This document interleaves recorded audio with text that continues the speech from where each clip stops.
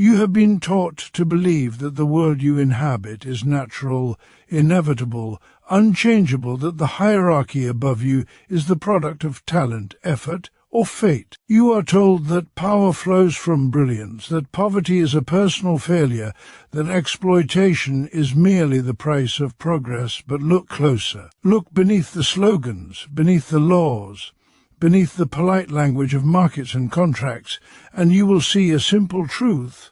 Society is not governed by neutral forces, but by human relations of power. And those relations are built upon domination. The ruling ideas of every age are the ideas of its ruling class. What you are encouraged to think, to desire, to fear, and to accept is shaped by those who control production, wealth, and institutions. Capital does not merely organize factories and offices, it organizes consciousness. It trains workers to see themselves as isolated individuals rather than a class, as competitors rather than comrades, as servants of profit rather than creators of value. This is not accidental. It is necessary for the survival of a system that lives by extracting surplus from human labor while denying workers ownership of what they produce. Capitalism presents exploitation as freedom. You are told you are free because you can sell your labor to any master who will buy it. You are told you are equal because the law recognizes you as such, even while your material conditions strip that equality of meaning. You are told that endless work is virtue, that exhaustion is dignity, that insecurity is motivation. Yet the worker who owns nothing but their labor power is compelled to sell it or starve. This is not freedom, it is coercion disguised as choice. Alienation is the daily condition of life under capital. The worker is separated from the product of their labor, which appears as something foreign, owned by another. They are separated from the act of labor itself, which becomes a burden rather than an expression of human creativity. They are separated from other workers, turned into rivals in a struggle for wages. And finally, they are separated from their own humanity, reduced to a cost of production. In this condition, people do not merely suffer materially, they are trained to misunderstand the source of their suffering. That misunderstanding is the greatest weapon of the ruling class. When workers blame themselves instead of the system, when they fight one another instead of uniting, when they seek individual escape instead of collective transformation, exploitation continues without the need for chains. But awareness breaks this spell. The moment a worker understands that their hardship is not personal but structural, that their exhaustion is not failure but theft, that their insecurity is not natural but engineered, something changes. Consciousness becomes a material force. Every small act of awareness is a revolutionary step because it weakens the ideological foundations of domination. When a worker questions why profits rise while wages stagnate, the system trembles. When people recognize that wealth is produced collectively but appropriated privately, legitimacy erodes. When the oppressed understand that the state, the media, and even morality itself often serve the interests of capital, obedience begins to crack. Awareness transforms resignation into anger, and anger, when organized, becomes power. But awareness alone is not enough. The ruling class also knows this. That is why it encourages endless analysis without action, debate without organization, outrage without solidarity. True consciousness does not end in reflection. It demands movement. The working class is not revolutionary by virtue of suffering alone, but by its capacity to recognize itself as a class with shared interests opposed to those who exploit it. Class consciousness is the bridge between understanding and transformation. History is not the story of great individuals shaping the world by force of will. It is the history of class struggle. Every social order carries within it the seeds of its own destruction. Feudalism fell when the emerging bourgeoisie could no longer be contained by aristocratic rule. Capitalism will fall because the proletariat, whose labor sustains it, cannot forever be excluded from the wealth and power it creates. The contradictions of capital between social production and private appropriation, between abundance and scarcity, between human need and profit grow sharper with every crisis. The task before the oppressed is not to beg for kindness from their oppressors, but to organize their own strength. Unity is not a slogan, it is a necessity. Divisions of race, nation, gender and culture are exploited to fragment the working class, to prevent it from recognizing its collective power. But capital exploits all who labour regardless of identity, and liberation requires solidarity across all imposed divisions. An injury to one is an injury to all, because exploitation is systemic, not selective. To organize is to reclaim agency. It is to transform workplaces into sites of resistance, communities into centres of solidarity, and ideas into instruments of struggle. It is to challenge not only low wages and long hours, but the very logic that subordinates human life to profit. The goal is not a kinder capitalism, but a new mode of production in which the means of life are held in common, in which labour serves human development rather than accumulation, in which society is organized for need rather than greed. Do not underestimate the power of beginnings. The ruling class fears awareness precisely because it spreads. One conversation exposes a lie. One question disrupts obedience. One act of solidarity reveals a hidden strength. From these small acts, movements are born. From movements, institutions are challenged. From challenge, transformation becomes possible. The future is not written by those who accept the world as it is, but by those who understand why it is this way and refuse to let it remain so. Every time you see through the illusions of capital, every time you stand with another worker instead of against them, every time you choose collective struggle over individual survival, you take a step toward liberation. Awareness is not passive. It is the first motion of revolt, the awakening of a class, becoming conscious of its historic role, the quiet beginning of a force capable of remaking society from its foundation. Capitalism is often presented to the masses as a system of freedom, opportunity and choice, but this appearance is nothing more than a carefully constructed illusion designed to conceal the underlying reality of exploitation. At its core, capitalism thrives by extracting the labour of the many while concentrating wealth, power and privilege in the hands of a few. The so-called freedom offered to workers the ability to sell their labour. To choose between jobs, to participate in markets is framed as a moral or natural right, yet it exists within a context where the essential conditions of survival depend entirely on compliance with the rules dictated by capital. Workers are free only to the extent that they submit to a system that inherently restricts their autonomy. The ability to make choices under capitalism is not equivalent to genuine freedom. It is freedom constrained by necessity, freedom defined by scarcity, and freedom orchestrated to serve the interests of the owners of capital rather than those who create its value. This is why capitalism is fundamentally coercive, even when it cloaks itself in the language of liberty. The first mechanism through which capitalism disguises exploitation is through the labour market itself. Wages are presented as fair compensation for work, yet in reality they are always less than the value produced by labour. Surplus value, the difference between what a worker produces and what they are paid, is expropriated by the capitalist. The system frames this as a voluntary exchange, a transaction between equals, but this framing ignores the material dependence of the worker on wages for survival. The worker cannot choose to reject the system without risking starvation, eviction, or social marginalization. The illusion of choice masks a structural imperative.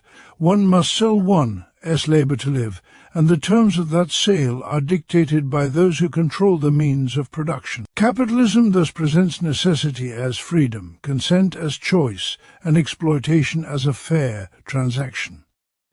Consumer culture is another tool by which capitalism perpetuates its disguise. Individuals are encouraged to identify their self-worth, desires, and identities with the products they consume. Advertising, media, and popular culture frame consumption as an expression of autonomy, as if selecting a brand, a car, or a smartphone were evidence of agency. Yet the very act of consumption often serves to deepen dependence on capital, trapping workers in cycles of debt, aspiration, and perpetual work to maintain appearances. In this way, Capitalism converts the labor into both producer and consumer, extracting value twice over, while masking this extraction as participation in a free and dynamic economy. The freedom to consume is simultaneously a compulsion to labor, a subtle coercion disguised as voluntary choice, and a reinforcement of the notion that personal fulfillment is inseparable from material acquisition.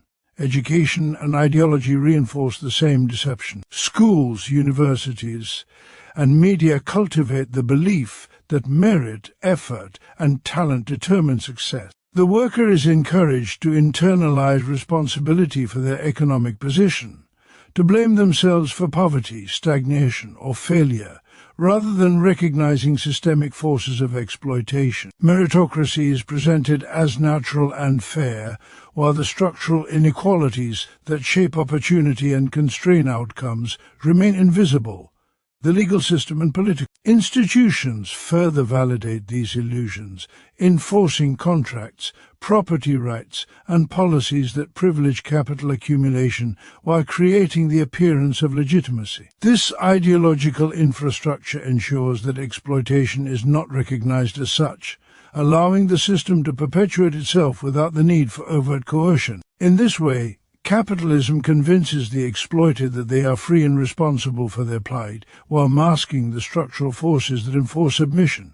Even within workplaces, capitalism disguises exploitation through mechanisms of competition. Workers are pitted against one another for limited opportunities, promotions, or security, fostering rivalry rather than solidarity. This competition creates the illusion that success or failure is a matter of individual talent, initiative, or decision-making, obscuring the collective nature of labor and the structural basis of inequality. By framing labor as a personal challenge or moral test, the system hides the reality that profits derive from collective effort, while rewards are distributed unequally. The appearance of choice in hiring, firing, and advancement masks a deeper dynamic. The worker's options are always bounded by the imperatives of profit and the authority of capital. Freedom is thus simultaneously offered and constrained, celebrated and denied, making exploitation invisible even to those who endure it daily.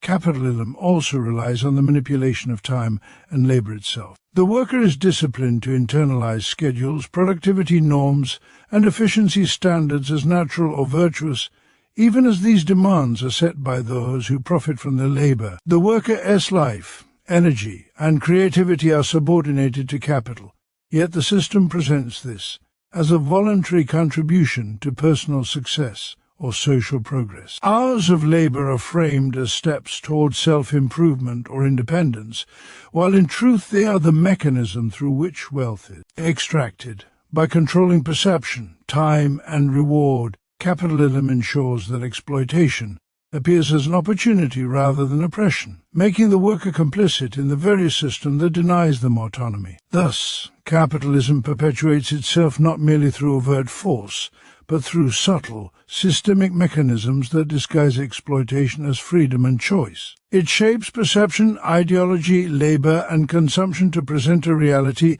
in which the subjugated appear liberated, the coerced appear willing, and the exploited appear empowered. Every facet of daily life reinforces the narrative that inequality, dependence, and labor under capital are natural or deserved.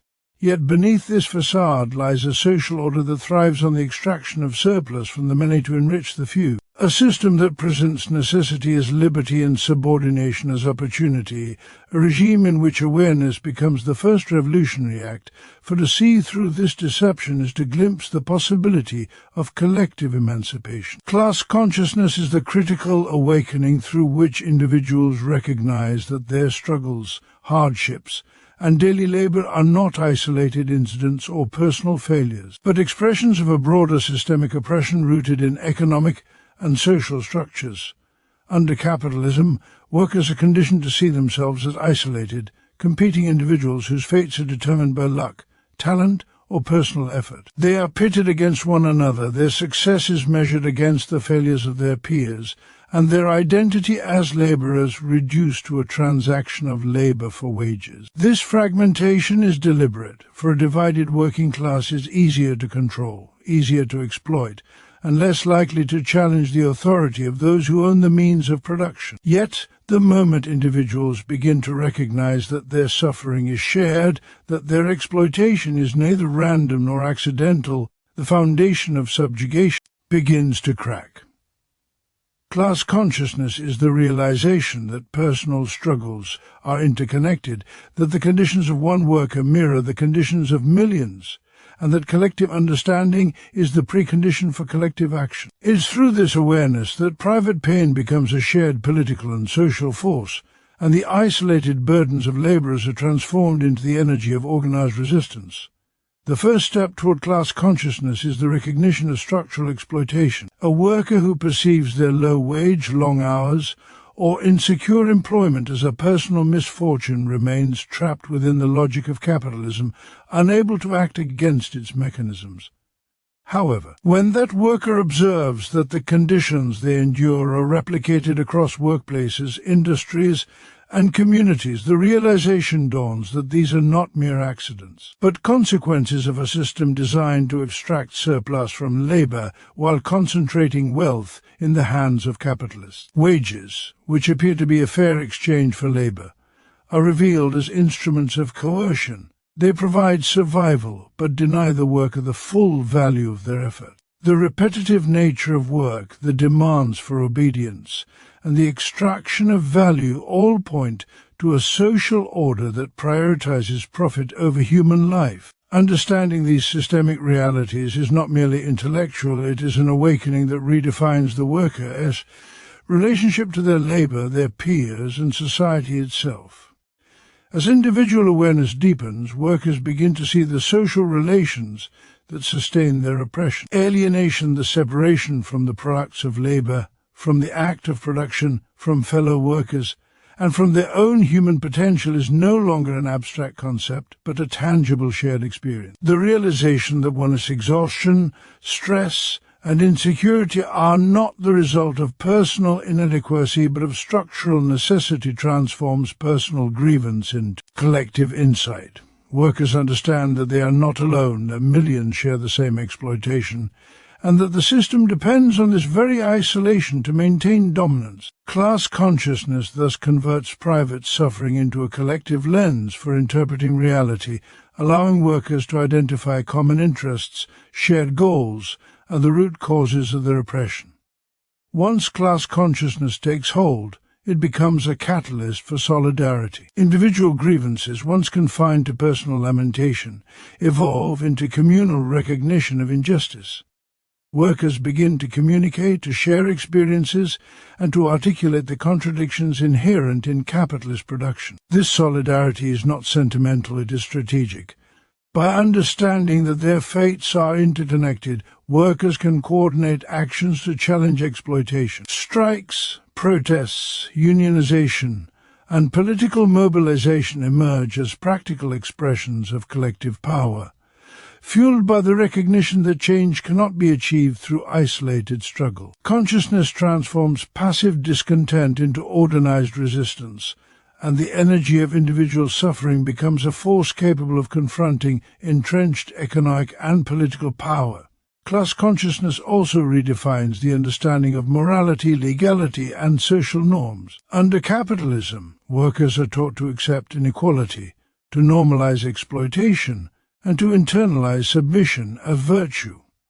They are encouraged to view the success of the wealthy as deserved, and their own deprivation as a natural consequence of personal effort or talent. With class consciousness, these narratives are dismantled. Workers see that laws, social conventions, and cultural narratives are not neutral but instruments designed to protect the interests of the ruling class. This critical perspective allows workers to challenge not only material conditions but also ideological domination. By recognizing the manufactured nature of consent, the working class gains the intellectual and moral framework necessary for systemic transformation. Moreover, class consciousness bridges temporal and spatial divides, connecting generations and regions in shared struggle. Workers realize that their exploitation is not unique to their time or place, but part of a historical pattern in which the labouring masses have been subordinated to capital. This historical awareness provides strategic insight. Revolutions, reforms, and movements are not random, but occur when collective power is organized around shared interests. The recognition that history is made by the struggles of classes empowers the present generation to act with purpose, using the lessons of the past to inform their strategies for change. Ultimately, class consciousness transforms suffering into power because it converts isolation into solidarity, grievance into strategy, and awareness into action. It is the bridge between recognizing oppression and dismantling it, between enduring exploitation and confronting it directly. When workers see themselves as part of a collective whole, they cease to bear the weight of injustice alone, and that collective weight becomes a formidable force capable of reshaping society. It is the consciousness of shared exploitation, paired with the capacity for organized action, that transforms passive endurance into revolutionary potential, and it is through this transformative awareness that the working class becomes capable of asserting control over the conditions of their lives and the structures of the society in which they labor. Alienation under capitalism is the condition in which workers are separated from the essential aspects of their own labor, their products, and their collective human potential. It is not a marginal or incidental effect of the economic system, but a structural feature necessary for the accumulation of profit and the maintenance of class hierarchy.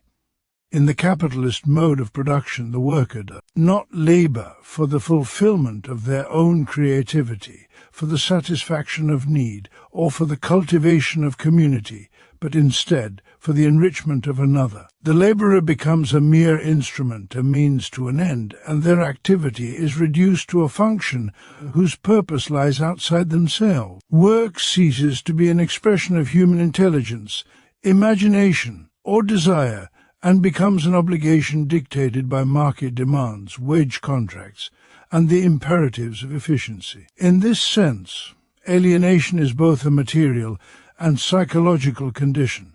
It robs the worker of control over their own life while simultaneously eroding their capacity to experience work as a meaningful or self-affirming act. The first dimension of alienation manifests in the separation of the worker from the product of their labor. Under capitalism, whatever the worker produces, the goods, services, or intellectual outputs, is appropriated by the owner of capital. The product becomes something alien, a commodity that exists not to fulfill the needs of the producer or the community, but to be exchanged for profit. The laborer no longer has autonomy over the use, distribution, or meaning of what they create. Instead, the fruits of their work are externalized, leaving the worker with a sense of disconnection from the very results of their effort. This separation transforms work into a forced activity, stripping it of personal satisfaction and converting creativity into a mechanism for someone else's accumulation. The more the worker produces, the more they reinforce the wealth and power of the capitalist, while their own life remains materially constrained. The sense of ownership over one's output, which in a free and communal society could affirm identity and agency, is denied, and with it a fundamental aspect of human dignity is undermined. The second dimension of alienation is the estrangement of the worker from the labor process itself. Work under capitalism is dictated not by the worker as skill, interest, or judgment, but by the rhythms, methods, and expectations imposed by management, machines, and the pursuit of profit. Tasks are often monotonous, repetitive, and externally controlled, leaving little room for creativity, initiative, or self-expression. In this environment, the laborer becomes an appendage to production, a cog in a machine whose primary function is to reproduce value for the capitalist. The process of labor, which might otherwise be a source of pride and development, becomes a source of fatigue and alienation. The worker has capacity to act autonomously, to experiment, to innovate, or to shape the work environment is systematically constrained. Instead of mastering the tools of production, they are mastered by them. Instead of directing their own activity, they are directed, and the act of working, which should be a human endeavor, is transformed into a form of subjugation. The third dimension is the alienation of the worker from other human beings. Capitalism fosters competition, hierarchy, and division among workers, creating an environment in which collaboration is subordinated to rivalry and solidarity is undermined. Co-workers become competitors for wages, positions, and recognition, and social bonds are weakened by the constant imperative to produce more efficiently, more cheaply, or more profitably. Alienation thus isolates individuals, eroding the sense of community that could provide both emotional support and collective strength. This social fragmentation ensures that workers are less likely to unite against systemic exploitation, making alienation not only a psychological phenomenon, but also a political tool to maintain capitalist domination. Relationships between human beings are mediated by money, status, and productivity, reducing social interaction to transactional exchanges that reinforce the logic of the market. Finally, alienation severs the worker from their own humanity. Humans are naturally creative, social, and purposeful beings, capable of shaping the world in accordance with collective and individual needs. Capitalism suppresses these capacities by defining human values solely in terms of labor power and economic output. The worker's inner life, their potential for intellectual and emotional development, and their capacity for meaningful engagement with the world are subordinated to the imperatives of capital. When work ceases to be an expression of self, the worker experiences a form of existential deprivation, a sense that their life is directed by forces external to their own purpose, that their contributions are appropriated, and that their potential is unrealized. In this context, alienation is not merely about material deprivation, but about the suppression of the qualities that make humans fully human. Creativity, autonomy, solidarity, and self-realization are denied, leaving a person trapped in a system that treats them as an object rather than a subject, as a cost rather than as a creator. Alienation under capitalism is thus a comprehensive condition that strips workers of control over their labor, denies the meaningfulness of their activity, fractures social bonds, and diminishes their humanity by turning labor into a commodity, imposing hierarchical control over the production process, fostering competition over cooperation, and subordinating human purpose to profit. The system ensures that the worker is continuously estranged from their productive activity, their fellow humans, and their own potential. This alienation is both the consequence of exploitation and a mechanism for its perpetuation, ensuring that workers remain disempowered, disoriented, and divided, while capital continues to thrive on the appropriation of human creativity and the subjugation of human beings to economic imperatives. The ruling class maintains its power not solely through force or coercion, but through the pervasive and insidious deployment of ideology, a system of beliefs, values, and norms that presents the existing social order as natural, just, and inevitable. Ideology functions as a lens through which reality is interpreted, shaping perception, consciousness, and behavior in ways that reinforce the interests of those who hold economic and political power. It ensures that the structures of exploitation remain unchallenged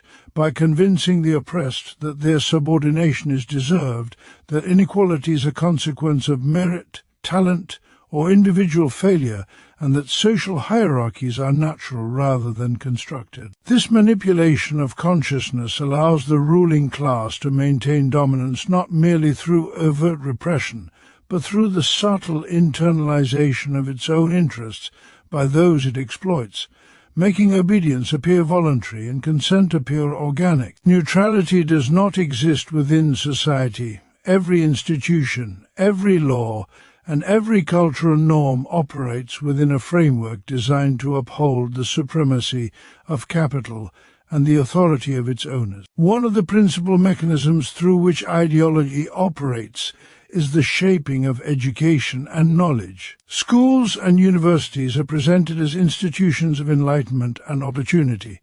Yet they also serve to inculcate a worldview aligned with the interests of the ruling class. Curriculum, pedagogy, and cultural narratives are structured to legitimize the existing economic system, to emphasize competition, merit, and individual achievement, and to obscure the structural causes of inequality. Historical narratives are framed to celebrate the accomplishments of elites, while minimizing the struggles and contributions of the working class. Economic theories are presented as objective truths, even when they rationalize the accumulation of wealth by a few at the expense of the many. Through these mechanisms, ideology becomes embedded in consciousness from a young age, producing citizens who accept the dominance of capital as a natural and necessary condition, and who are less likely to question or resist exploitation.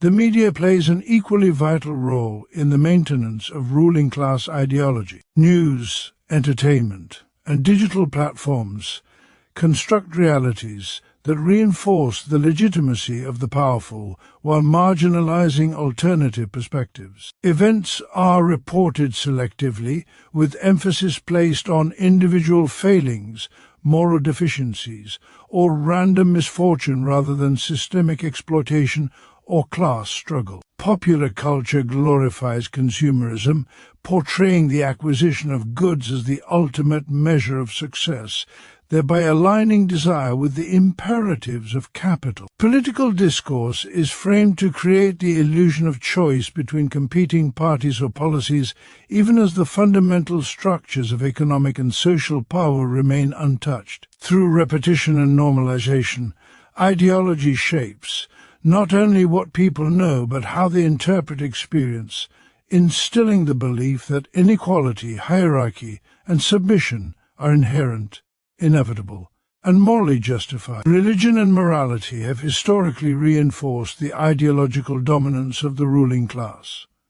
By presenting social hierarchies as divinely ordained or morally necessary, religious ideology justifies the privileges of the wealthy and the obedience of the poor. Concepts such as charity, virtue, and personal responsibility are employed to naturalize exploitation, framing poverty as a moral failing and wealth as a reward for righteousness or talent. Moral codes become tools to regulate behavior in ways that align with the interests of capital, creating a population that internalizes rules that perpetuate their own subordination. Ideology, in this sense, operates on both conscious and unconscious levels, shaping desires, beliefs, and actions so that oppression is maintained not merely by external force, but by the internalized acceptance of its legitimacy. The legal and political systems further entrench ideological dominance. Laws, regulations,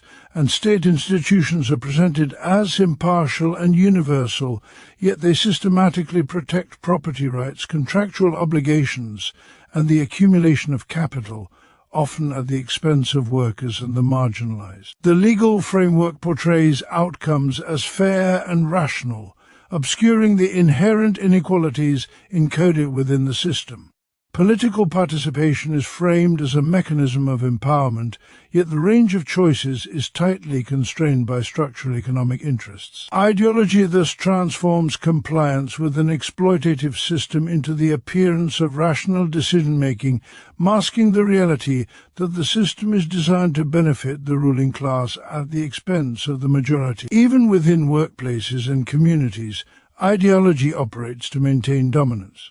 Workers are encouraged to compete against one another, internalizing the logic of scarcity and individual responsibility, while collective interests are minimized or vilified. Cultural norms valorize obedience, discipline, and conformity, while criticism and dissent are framed as deviance or irresponsibility. By shaping perception and behavior at every level of social life, ideology ensures that exploitation is experienced as normal, resistance as irrational, and subordination as voluntary. In this manner, the ruling class maintains dominance not by brute force alone, but by creating and controlling the very framework through which society understands itself. Ideology produces consent, obscures exploitation, and naturalizes hierarchy, ensuring that the structures of power are reproduced through the internalized beliefs, desires, and actions of those subjected to them. Far from neutral or objective, every aspect of social, cultural, and political life is infused with the interests of those who control the means of production, making the preservation of dominance as much a matter of perception as of coercion, and demonstrating that the battle for liberation must begin with the battle for consciousness. Awareness by itself is a spark, a recognition of injustice, exploitation, and the contradictions inherent in the social order. It is the moment when individuals perceive that their suffering, deprivation, and subordination are not the result of personal failure, chance, or moral weakness, but are produced systematically by a society organized to benefit the few at the expense of the many. To be aware is to see through the illusions of freedom, meritocracy, and natural inequality that capitalism and other hierarchical systems impose. Yet awareness alone, while necessary, remains incomplete and insufficient for meaningful change. Without coordination, strategy, and collective action, consciousness risks remaining a private revelation, an intellectual understanding unconnected to material struggle. It is the combination of awareness with organization that constitutes a true material force capable of challenging the structures of oppression, for it transforms individual understanding into collective power, turning insight into action, and thought into revolutionary practice. Awareness awakens the recognition of shared interests among those who labor under exploitation. It is through this recognition that individuals cease to perceive themselves as isolated actors, pitted against one another in competition for survival, and instead begin to understand their common position within a social and economic hierarchy. Each act of reflection, every questioning of the logic of scarcity or the justification of inequality, strengthens the capacity to see beyond the narratives imposed by the ruling class. Awareness allows workers to identify the mechanisms of profit extraction, the appropriation of labor, and the systemic devaluation of human life in favor of capital accumulation. Yet without organization, such recognition remains dispersed and fragmented, a collection of personal insights that cannot effectively confront entrenched structures of power. Awareness provides the knowledge, but organization provides the means to deploy it strategically and materially. Organization transforms individual consciousness into coordinated collective effort. It channels awareness into structures capable of exerting pressure, creating leverage, and compelling change. Within organizations, be they unions, cooperatives, political movements, or community groups, individual grievances are aggregated, strategies are formulated, and resources are mobilized. Coordination allows disparate individuals to act in unison, to synchronize their actions with a shared understanding of their goals, and to multiply the impact of each effort beyond what any one person could achieve alone. Organization converts isolated awareness into an observable, material presence that can confront institutions, challenge policies, and contest the distribution of wealth and power. It is through organized action that awareness ceases to be passive and becomes a driving force with tangible consequences in the social and economic sphere. The interplay of awareness and organization also empowers strategic thinking. Awareness alone may generate outrage, indignation, or resistance, but without organization, such energy can be misdirected, diffused, or neutralized by the very system it seeks to oppose. Organization allows the creation of plans, the establishment of communication networks, the mobilization of collective labor, and the coordination of resources necessary to sustain struggle over time. It ensures that the material power latent in awareness is harnessed in ways that are effective, disciplined, and targeted. The capacity to act collectively multiplies the force of consciousness, transforming knowledge into leverage, moral clarity into practical intervention, and recognition of injustice into actionable pressure against the structures of exploitation. History demonstrates that material transformation is inseparable from the union of consciousness and organization. Spontaneous uprisings, while expressions of awareness, rarely achieve lasting structural change without sustained coordination and strategy. Revolutionary movements that endure, that reshape societies, and that redistribute power have combined the clarity of understanding with the discipline of organization. Class-conscious workers who recognize their exploitation and organize collectively in strikes, demonstrations, and political action create a force capable of confronting entrenched elites. Communities that identify systemic injustice and establish cooperative networks, advocacy groups, and alternative institutions generate pressure sufficient to alter laws, policies, and social norms. Awareness without organization may ignite dissatisfaction, but it is organization that transforms discontent into the material capability to remake society according to human need rather than elite accumulation. Furthermore, the combination of awareness and organization allows for resilience against attempts at co-optation, fragmentation, and repression. Systems of domination thrive by exploiting division, ignorance, and isolation. They encourage individuals to internalize blame, to compete against one another, and to accept authority as natural. Awareness undermines the ideological mystifications that justify inequality, while organization builds the structures necessary to resist these pressures, to maintain solidarity, and to sustain struggle despite adversity. In uniting consciousness with action, workers, communities, and movements can anticipate obstacles, develop collective strategies, and reinforce the capacity for enduring change, transforming intellectual clarity into social and material leverage. Finally, the material force generated by awareness and organization is not merely physical or numerical, it is political, cultural, and ethical. It challenges the legitimacy of domination, redefines social relations, and alters the expectations of what is possible within society.